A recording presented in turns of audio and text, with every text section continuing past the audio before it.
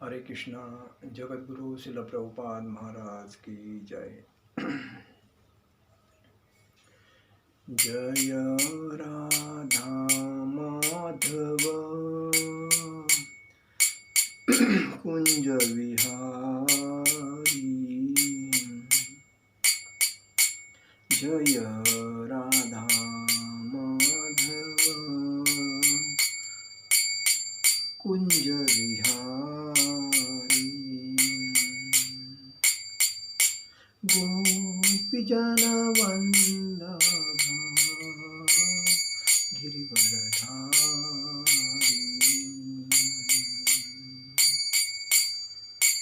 गोपीजन वल्लभ गिरिवरधारी। यशोदानंदन ब्रज जनरंजन। यशोदानंदन ब्रज जनरंजन। यमुना तीरावनचारि। यमुना तीरावनचारि। जय राधा माधव कुंज विहारी। जय राधा माधव कुंज विहारी। हरे कृष्णा कृष्णा कृष्णा हरे हरे, हरे राम राम राम हरे हरे, हरे कृष्णा कृष्णा कृष्णा हरे हरे, हरे राम राम हरे हरे,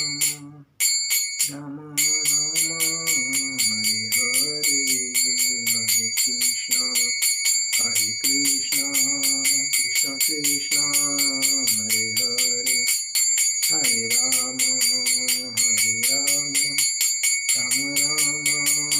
हरे हरे।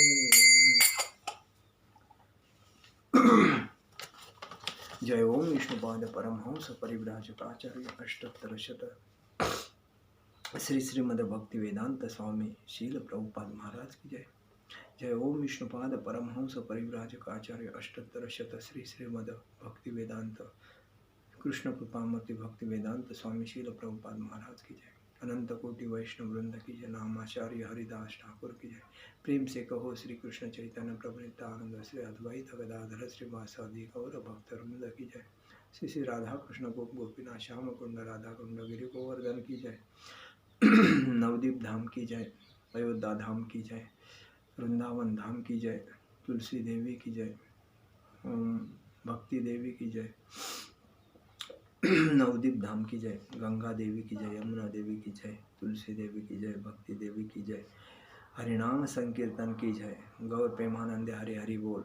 समवेद भक्त वृंद की जय, समवेद भक्त वृंद की जय, समवेद भक्त वृंद की जय। श्री गुरु गौरांग की जय।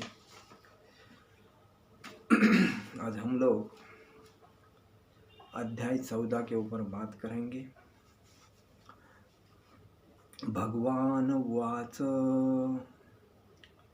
प्रकाशच प्रवृत्तीच मोहमेवच पांडव न द्वेष्टि संप्रवृत्तानि न वृत्तानि काढक्षति उदासीनवदासीनो गुणेयो न विचाल्यते गुणा वर्तन्त इत्येव योऽवतिष्ठति नेङ्गते सम दुःख सुख स्वस्थ समलोष्टा क्षमा काञ्चनः तुल्यप्रिया प्रियो धीर स्तुल्यनिन्दात् संस्तुतिः मानापमानयोस्तुल्यो मित्र परिपक्षयो सर्वारंभ परित्यागी गुणातीतः स उच्यते। श्री भगवान उवाच प्रकाश प्रवृत्ति च मोहमेव च पांडवः न द्वेष्टि संप्रवृत्तानि न निवृत्तानि काडक्षति। उदासीन वसादिसीनो गुणेयो न विचालते। गुणावर्तन्त इदेव योऽवतिष्ठति नेङ्गते। सम दुःख सुख स्वस्थ समलोष्टा समकाञ्चनः। तुल्यप्रिया प्रियो धीरस्तुल्यनिन्दास्तत्संस्तुतिम्। मानापमानयोस्तुल्यो मित्रात्मरिपक्षयो। सर्वारम्भ परित्यागी गुणाति स उच्यते। श्री भगवान उवाच, भगवान ने कहा, प्रकाशम म्हणजे प्रकाश, च म्हणजे तथा, प्रवृत्ती म्हणजे आसक्ती, च म्हणजे तथा, मोहम म्हणजे मोह, एवच म्हणजे श्री पांडवपुत्र न द्वेष्टि गुणा नहीं करता, संप्रवृत्तानि यद्यपि विकसित होने पर, न वृत्तानि म्हणजे नहीं विकास के रुकने पर, काडक्षति म्हणजे चाहता, उदासीन म्हणजे वध, निरपेक्ष की भांति, आसीन म्हणजे स्थित, गुणे म्हणजे गुणों के द्वारा, य म्हणजे जो, न म्हणजे कभी नहीं, विचालते म्हणजे विचलित होता है, गुणा म्हणजे गुण, वर्तते कार्यशील होते हैं, इति एवं इस प्रकार जानते हुए, यह म्हणजे जो, अवतिष्ठति म्हणजे रहा जाता है, न म्हणजे कभी नहीं, इंगते म्हणजे हिलता डुलता है, सम म्हणजे समान, दुख दुख, सुख तथा सुख में, स्वस्थ अपने में स्थित, सम म्हणजे समान रूप में, लोष्ट म्हणजे मिट्टी का ढेला, अश्व म्हणजे पत्थर, कांचन म्हणजे सोना, तुल्य म्हणजे समभाव, प्रिय म्हणजे प्रिया, प्रिय म्हणजे अप्रिय को, धीर म्हणजे धीर, तुल्य म्हणजे समान, निंदा म्हणजे बुराई, आत्मस्तुति म्हणजे तथा अपनी प्रशंसा में, मान सम्मान, अपमानयो तथा अपमान में, तुल्य म्हणजे समान, तुल्य म्हणजे मित्र म्हणजे मित्र, अरि म्हणजे शत्रु, पक्षयो म्हणजे पक्षयो के दलों को, सर्व म्हणजे सबों को, आरंभ म्हणजे प्रयत्न, उद्यम, परित्यागी म्हणजे त्याग करने वाला, गुण अतीथ म्हणजे प्रकृति के गुणों से परे, स म्हणजे वह, उच्चते म्हणजे कहा जाता है। विश्लेषण। भगवान ने कहा, हे पांडुपुत्र, भगवान ने कहा, हे पांडुपुत्र, जो प्रकाश आसक्ति तथा मोह के उपस्थित होने पर न तो उसे घृणा करता है और न लुप्त हो जाने पर उनकी इच्छा करता है, जो भौतिक गुणों को इन समस्त प्रतिक्रियाओं से निश्चल तथा अविचलित रहता है और यह जानकर कि केवल गुण ही क्रियाशील है, उदासीन तथा दिव्य बना रहता है, जो अपने आप में स्थित है और सुख तथा दुख को एक समान मानता है,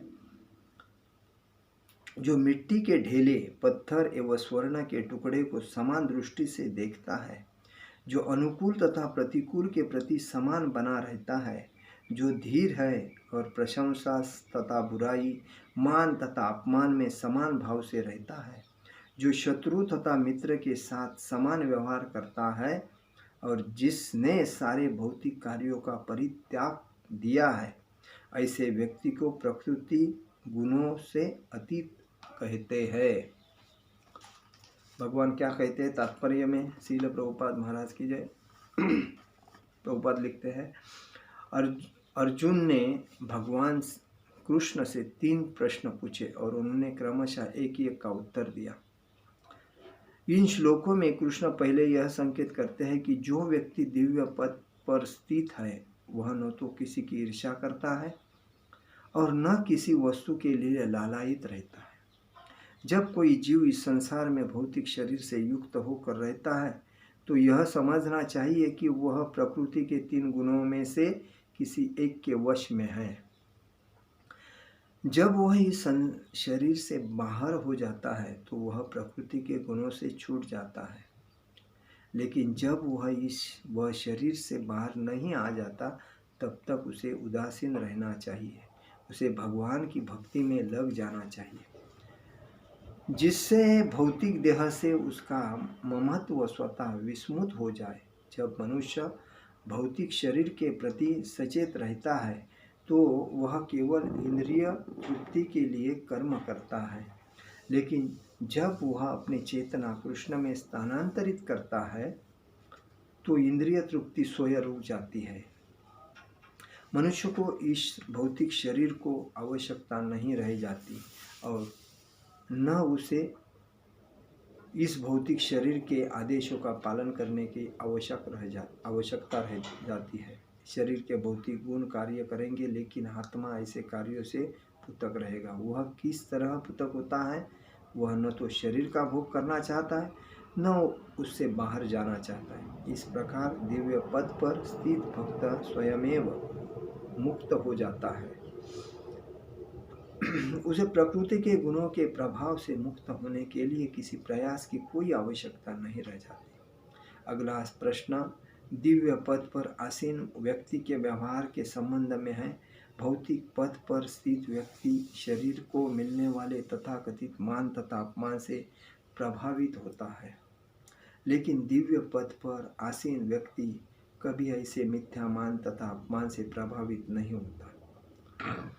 वह कृष्ण भावनामृत में रहकर अपना कर्तव्य निभाता है। इसकी चिंता नहीं करता कि कोई व्यक्ति उसका सम्मान करता है या अपमान। वह उन बातों को स्वीकार कर लेता है कि कृष्ण भावनामृत में उसके कर्तव्य के अनुकूल है, अन्यथा उसे किसी भौतिक वस्तु की आवश्यकता नहीं रहती। चाहे वह पत्थर हो या सोना, वह प्रत्येक व्यक्ति को जो कृष्ण भावनामृत में संपादन में उसकी सहायता करता है, अपना मित्र मानता है और वह अपने तथाकथित शत्रु से भी घृणा नहीं करता। वह समभाव वाला होता है और सारी वस्तुओं को समान धरातल पर देखता है, क्योंकि वह इसे भली भांति जानता है कि उसे इस संसार से कुछ भी लेना देना नहीं है। उसे सामाजिक तथा राजनीतिक विषय तनिक भी प्रभावित नहीं कर पाते, क्योंकि वह क्षणिक उथल पुथल तथा उत्पादों की स्थिति से अवगत रहता है। वह अपने लिए कोई कर्म नहीं करता। कृष्ण के लिए वह कुछ भी कर सकता है, लेकिन अपने लिए वह किसी प्रकार का प्रयास नहीं करता। ऐसे आचरण से मनुष्य वास्तव में दिव्य पद पर स्थित हो सकता है। ओम अज्ञानतिमिरान्धस्य ज्ञानाञ्जनशलाकया चक्षुरुन्मीलितं येन तस्मै श्रीगुरुवे नमः। श्रीचैतन्यमनोभीष्टस्थापितेन भूतले स्वयरूपगदामहं ददाति स्वपदान्तिकमहम्। वन्देह श्रीगुरु श्रीयुपदकमल श्रीगुरून् वैष्णवांच श्रीरूपसाग्रजात सहगण रघुनाथान्वित संजीवम् साद्वैत सावधूत परिजन सहित कृष्ण चैतन्य देव श्री राधा कृष्ण पादान सहगण ललिता विशाखा श्री विशाखान्वितांच। हे कृष्ण करुणा सिंधु दीनबंधु जगतपते गोपेश गोपिका कांत राधा कांत नमस्तुते। तप्त कांचन गौरांगी राधे वृंदावनेश्वरी विशुभानुसुते देवी प्रणमामि हरिप्रिये। वाञ्छाकल्पतरुभ्यश्च कृपा सिन्धुवे भवच पतितानां पावनेभ्यो वैष्णवेभ्यो नमो नमः। नमो महावदन्याय कृष्ण प्रेम प्रदायते कृष्णाय कृष्ण चैतन्य नामने गौर शिवे नमः। हरे कृष्णा कृष्ण कृष्ण हरे हरे हरे राम राम राम हरे हरे। श्री श्री गौर निताई भगवान की जय। श्री श्री कृष्ण बलराम जी भगवान की जय। ललिता विशाखा श्री श्री राधा श्याम सुंदर जी भगवान की जय। श्री श्री जगन्नाथ जी सुभद्रा बलदेव जी भगवान की जय। ओम नमो भगवते वासुदेवाय। ओम नमो भगवते वासुदेवाय। ओम नमो भगवते वासुदेवाय। इस अध्याय में कहा गया है कि भगवान कहते हैं कि जो जिस पद पर रहता है वो खाली अपना कर्तव्य करना चाहिए। वो किसी परिस्थिति में अपने स्वार्थ की सेवा नहीं करना चाहिए, स्वार्थ की अपेक्षा नहीं करना चाहिए। वो पद की या कोई भी संपत्ति की, पैसे की नहीं करना चाहिए। उसका कर्तव्य यही है कि अगर उसको पद भी मिले तो उसमें मान मिले या अपमान मिले, उसको एक समान नज़र से देखना चाहिए। क्योंकि जो आदमी सब कुछ समझता है, पूर्ण ज्ञानी है और वो उपभोक्ता है जो पद, तो वो कोई भी चीज़ की मान सम्मान की अपेक्षा नहीं करता है, पद की अपेक्षा नहीं करता है, उन्नति की अपने अपेक्षा नहीं। अपना जो कर्तव्य है वो कर्तव्य वो पार पड़ता है, क्योंकि वो समझदार है। ये सब माती मोल है और इसमें मैं अगर स्वार्थ भी मेरा करूं तो उसका कुछ फायदा नहीं। हाँ, फायदा एक ही है, जो कृष्ण भगवान की भक्ति जो करूं और उनका जो काम मैं अच्छा ढंग से करूं, वही एक फायदा है, बाकी सब व्यर्थ है। बाकी सब माया मोह ममता, ये जाल में फंसा पड़ा आदमी उसका काम करता है। क्योंकि सत्व रज गुण ये तम, ये तीन जो गुण जिस आदमी में रहते हैं, उस सत्व गुण में पूर्णता जो समझदारी से सत्व गुण में एकनिष्ठ शुद्ध भक्त हो जाता है, वो कभी किसी कोई गोष्ठी की अपेक्षा नहीं करता। वो खाली अपने भगवान की चरण और भगवान की सेवा की अपेक्षा करता है। भगवान का हर कोई भी काम है उसकी अपेक्षा करता है। वो एकदम सही ढंग से होना चाहिए। भगवान का काम कोई भी रहे, उसको कितना भी तकलीफ रहे, वो करेगा। लेकिन रज और तमोगुण वाला आदमी इस माया मोह के चक्कर में पड़ के वो कभी भी अपना उन्नति के ही बारे में सोचता है। इसीलिए कहा गया है कि जो व्यक्ति दिव्य पद पर स्थित है वह न तो किसी से ईर्ष्या करता है, न किसी वस्तु के लिए लालायित रहता है। ये कहा गया है। मतलब आदमी का रहना कैसा होना चाहिए, किसी वस्तु की ईर्ष्या, मतलब किसी की ईर्ष्या भी नहीं करना चाहिए और किसी वस्तु की अपेक्षा भी नहीं करना चाहिए, ऐसा होना चाहिए। जब कोई जीव इस संसार भौतिक युग में होकर आता है, वही कहा गया, वो तीन गुण रजा तम और सत्व, सत्व गुण वाला है, वो कभी किसी की ईर्ष्या नहीं करेगा, मान सम्मान की अपेक्षा नहीं करेगा और कोई भी पद की अपेक्षा नहीं करेगा। लेकिन जब वह शरीर से बाहर नहीं आ जाता, तब तक उसे उदासीन रहता है। उसे भगवान की भक्ति में लग जाना चाहिए। जब आदमी उदासीन रहता है तो कोई स्वार्थ की वजह से, तो उसको ये समझना चाहिए मेरी उदासी ये स्वार्थ की है। अगर मैं भगवान के भक्ति में लग जाऊं तो मुझे कोई चीज़ की अपेक्षा नहीं, खाली भगवान की भक्ति मेरे लिए सर्वश्रेष्ठ है। जब मनुष्य भौतिक शरीर के प्रति सचेत रहता है तो वह केवल इंद्रिय तृप्ति के लिए कर्म करता है। देखिए, पता है ना, क्योंकि सत्व गुण वाला इंद्रिय तृप्ति का भोग की अपेक्षा नहीं करेगा या कोई स्वार्थ की नहीं करेगा। जब रज और तम गुण वाला जो रहेगा वो अपना कर्म इंद्रिय तृप्ति के लिए करेगा। लेकिन जब वो अपनी चेतना कृष्ण भगवान में स्थानांतरित करेगा तो वो कोई अपेक्षा नहीं करेगा, इंद्रिय तृप्ति की अपेक्षा नहीं करेगा। तभी उसकी कृष्ण भाव भक्ति में जो आदमी आता है उसकी इंद्रिय तृप्ति ऑटोमेटिक ही बंद हो जाती है, क्योंकि उसको ना किसी चीज़ की अपेक्षा। हाँ, अगर वो कृष्ण भक्ति में आके वो अगर इन अपेक्षा कोई भी चीज़ करता है, पैसे की, धन की, प्रॉपर्टी की या पद की, तो वो इसका मतलब वो नाटक कर रहा है। वो कृष्ण भक्त, प्योर कृष्ण भक्त नहीं है, वो खाली नौखा भक्त है, ये है। और जो प्योर कृष्ण भक्त होता है वो कभी इस बात का ध्यान रखता है कि मुझे कोई चीज़ की अपेक्षा नहीं, मेरे को एक भगवान की सेवा, भगवान राधा कृष्ण की जो सेवा है उसके चरण में रह के जो मिलती है वही मेरे लिए सब कुछ है, बाकी कुछ नहीं है। तभी वो अपने इंद्रिय तृप्ति की अपेक्षा कभी नहीं करेगा। शरीर का भोग करना चाहता है, मतलब जो अतृप्त रहता है वो शरीर का भोग करना चाहता है, उससे बाहर जाना चाहता है। इस प्रकार दिव्य पद पर स्थित स्वयमेव मुक्त हो जाता है। उसे प्रकृति के गुणों के प्रभाव में मुक्त होने के लिए किसी प्रयास की आवश्यकता नहीं रहती है। मतलब इसमें क्या बताया गया है कि मुक्त होने के लिए किसी कृष्ण भक्ति में आने के बाद उसको मुक्त होने के लिए किसी प्रयास की आवश्यकता नहीं रहती है, वो ऑटोमेटिक कृष्ण भक्ति में मुक्त हो जाता है। दिव्य पद पर आसीन व्यक्ति कभी ऐसे मिथ्या मान तथा अपमान से प्रभावित नहीं होता। अगर उच्च पद पे अगर कोई आदमी रहता है तो मान सम्मान की कभी अपेक्षा नहीं करेगा। वो कर्तव्य का काम, मेरा कर्तव्य क्या है, मेरा समाज के बारे में कर्तव्य क्या है, मेरे को व्यक्ति के बारे में कर्तव्य क्या है, मेरे समाज में हर चीज़ को एक लेवल पे वो देखता है। कृष्ण भावनामृत में रहकर अपना कर्तव्य निभाता है। इसकी चिंता, कोई इसकी चिंता नहीं करता, कोई व्यक्ति उसका सम्मान करता है या अपमान करता है, उन बातों को स्वीकार कर लेता है जो कृष्ण भावना अमृत में उसके कर्तव्य के अनुकूल, अन्यथा किसी की भौतिक वस्तु की आवश्यकता नहीं। देखिए उसमें क्या बताया कि वो कभी किसी का सम्मान की भी अपेक्षा नहीं करता है, मान अपमान की भी अपेक्षा नहीं करता है। कोई सम्मान करे या अपमान करे, अपना कर्तव्य करते रहना, यही आदमी होना चाहिए। चाहे वह पत्थर हो या सोना हो, उसके लिए कुछ नहीं होता। उसको पत्थर भी वही समान है, सोना भी उसको वही समान है, वही दिखता है। तो ऐसा जो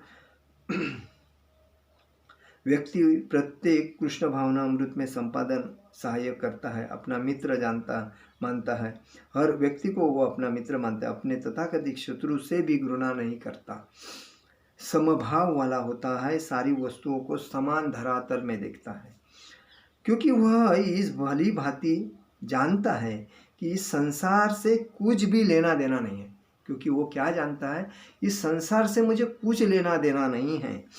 उसे सामाजिक तथा राजनीतिक विषय तनिक भी प्रभावित नहीं कर पाते। उसको सामाजिक तथा राजनीतिक विषय से कोई लेन देन नहीं रहता है और उसको प्रभावित भी नहीं होता है वो, क्योंकि वह क्षणिक उथल पुथल तथा उत्पादों की स्थिति से अवगत रहता है।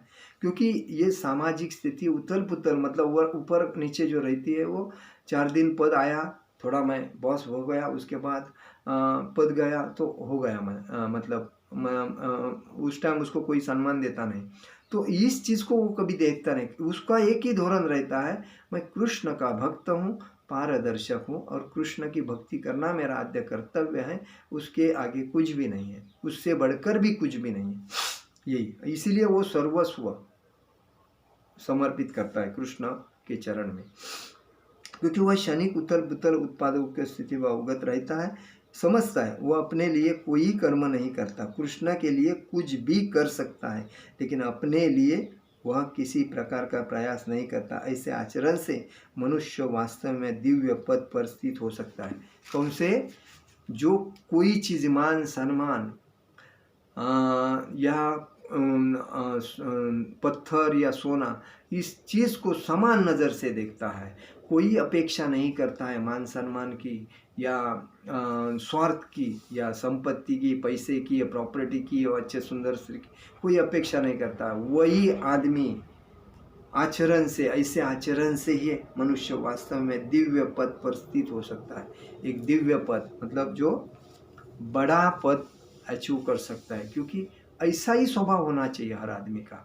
क्योंकि इस माया जाल में, ये भौतिक कलयुग है और इस भौतिक कलयुग में आज जो भी आदमी है उसके ऊपर संस्कार नहीं है, और वो आदमी को अगर बताया जाएगा कि कोई, हर आदमी राजकारणी रहे या कोई संस्था का आदमी रहे, वो अपने पद में जो आता है तो स्वार्थ के लिए आता है, क्योंकि उसको मालूम है झूठ बोलने के बाद सब लोग मानते हैं, लेकिन सच्चा चलने के बाद कोई नहीं मानता है।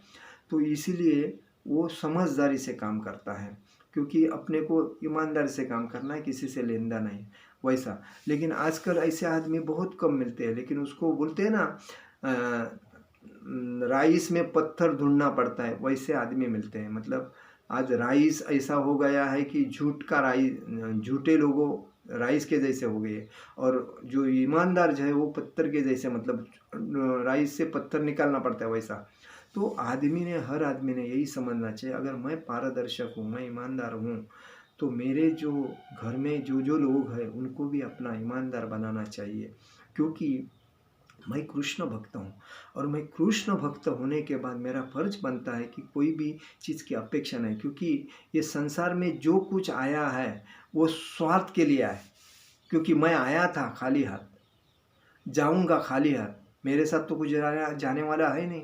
जो मैं लूँगा दुकान से खरीद के घर में रहेगा, और घर से जो भी कुछ मेरे पास पैसा है, संपत्ति, प्रॉपर्टी, जो भी कुछ है सब इधर ही रहने वाला है आदमी तो।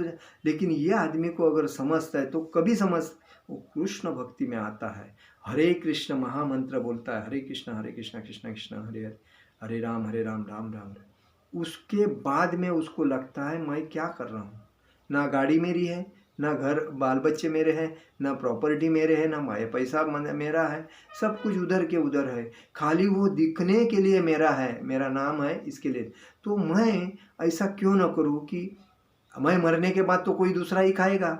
प्रॉपर्टी के लिए गए, आज समाज में इतने कोर्ट में केसेस चल रही है कि पूछो मत। मतलब कोई माँ बाप मरता है तो बाल बच्चे यही सोचते हैं कि हमको कमाने की तकलीफ नहीं होनी चाहिए, माँ बाप का पैसा बैंक बैलेंस में है ना, वो हमको मिले, उसके ऊपर हम इंजॉय करें, जीवन इंजॉय करेंगे। लेकिन यही व्यक्ति माँ के पेट में जब रहता था 9 महीने में, तभी एक भगवान से प्रार्थना करता था, ए भगवान मुझे बाहर निकालो इस कीचड़ से, क्योंकि मैं बाहर आऊँगा तो आपकी सेवा करूँगा। लेकिन बाहर आने के बाद ये माया जाल ऐसा पड़ा है, क्योंकि इसमें से बाहर आके भक्ति करने को अगर उसको बोला आप हरे कृष्ण बोलो तो उसको टाइम नहीं रहता है। हरे कृष्ण महामंत्र बोलने के लिए बोला, वो उसके पास टाइम नहीं रहता, बोलता है मरने के लिए टाइम नहीं है मेरे पास। तो ऐसा आदमी स्वार्थ के पीछे पड़ा है, और ये स्वार्थ काय के लिए, खाली दिखने के लिए, और बाद में कुछ नहीं। क्योंकि आदमी के साथ वही जाता है जो भक्ति की जाती है, और वो भी कृष्ण, बाकी कुछ कोई स्वामी की, कोई बाबा की, कोई महाराज की भक्ति कुछ काम की नहीं है। राधा कृष्ण की जो भक्ति है, राम सीता की जो भक्ति है, विष्णु लक्ष्मी की जो भक्ति है, वही काम आने वाली, बाकी सब व्यर्थ है। लोग माया जाल में स्वार्थ के लिए किसी का भी मूर्ति लगाते हैं, किसका भी फोटो लगाते हैं, किसका भी मंदिर बनाते हैं, और उसमें उस बाबा का स्वामी का फोटो लगा के आज लोग अपना पैसा का पूर्ण वाट लगाते हैं। तो इससे आदमी ने समझना चाहिए मैं किसकी भक्ति कर रहा हूँ। मैं कृष्ण की भक्ति कर रहा हूँ तो मैं सही रास्ते पे चल रहा हूँ, अगर मैं कृष्ण की भक्ति नहीं कर रहा हूँ तो मैं गलत रास्ते पे चल रहा हूँ। कृष्ण की भक्ति ही अपनी भक्ति योग्य भक्ति है, वरना सब बाबा लोग स्वामी की, और कितने कितने आज बाबा लोग, और कई कृष्ण के नाम पे पेट भरने वाले भी बाबा लोग बहुत है। तो उससे लोगों ने होशियार रहना चाहिए, लोगों ने यही समझना चाहिए।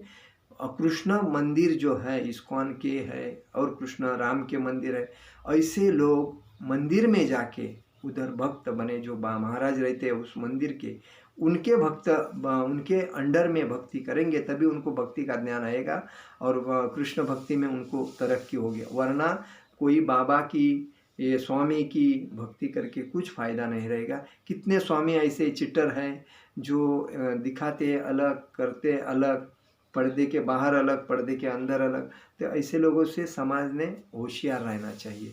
और इसीलिए मैं कहता हूँ कि हर व्यक्ति ने कृष्ण भक्ति में आओ, कृष्ण भक्ति करो, दिन रात हरे कृष्ण महामंत्र का जप करो, हरे कृष्ण कृष्ण कृष्ण हरे हरे, हरे राम राम राम हरे। और कोई अगर पद पे है तो कोई चीज़ की अपेक्षा मत करो कि मुझे इतना फ़ायदा मिलना चाहिए, इतना। खाली अपना कर्तव्य है कि दूसरे का फ़ायदा करके आप सेफ होना। ये काम करोगे तो आपके लाइफ में बहुत फ़ायदा होएगा। और अपना जो ये मंदिर है, शरीर है एक मंदिर है, ये केशवाय नमः, ये मंदिर के जो हम सुबह सुबह उठ के जो मंदिर बनाते हैं अपने शरीर को, तो उसको ध्यान करो। क्योंकि ये मंदिर बनाने का एक तरीका ऐसा है, देखो ये जो भगवान का जो तिलक लगाते हैं हम, केशवाय नमः, कपा भगवान का नाम है, ये मंदिर है, इधर राइट साइड में लेफ्ट साइड में ये जो सब तिलक लगाते हैं, तो ऐसा तिलक लगा के हर आदमी ने अपने काम पे काम करना चाहिए। तभी अपने को सामने वाला देखता है, ऐसा बोलेगा ये कृष्ण भक्त है, हरे कृष्णा। हम लोग किधर भी जाते हैं आजकल, किधर कोई भी, मैं अभी मुंबई में गया था, बीच में चैंटिंग मतलब प्रवचन में जाता हूँ, संकीर्तन में जाता हूँ, कोई अगर आदमी देखता है तो हमें क्या बोलता है, हरे कृष्णा। इसका मतलब क्या है, हम कौन है, भगवान के भक्त है, वैष्णव है, और वैष्णव ब्राह्मण से भी श्रेष्ठ होता है। इसीलिए चैतन्य महाप्रभु ने हर व्यक्ति को वैष्णव बनाने का, गौर निताई भगवान ने भी, चैतन्य महाप्रभु और निताई भगवान ने भी हर व्यक्ति को वैष्णव बनाने का एड़ा विचार उठाया था। और हर पूरे भारत में हर जगह पे, कन्याकुमारी से लेके हर जगह पे उन्होंने कृष्ण भक्ति का प्रचार किया। भक्ति क्यों करनी चाहिए? क्योंकि ये कलयुग में भक्ति आदमी को तारेगी, बाकी कुछ नहीं तारेगा। बाकी सब ये माया मोह में आदमी पुनरस जन्म पुनरस मरण इसके चक्कर में फंस के अपना लाइफ खराब करेगा। इसीलिए हम कहते हैं कि आप भक्ति करो और अपने जीवन को सार्थक बनाओ। हरे कृष्णा कृष्ण कृष्ण हरे हरे, हरे राम राम राम हरे हरे। जगत गुरु शिल प्रभुपाद महाराज की जय। परम पूज्य लोकनाथ स्वामी महाराज की जय। निताई गौर प्रेमानंद हरि हरि बोल।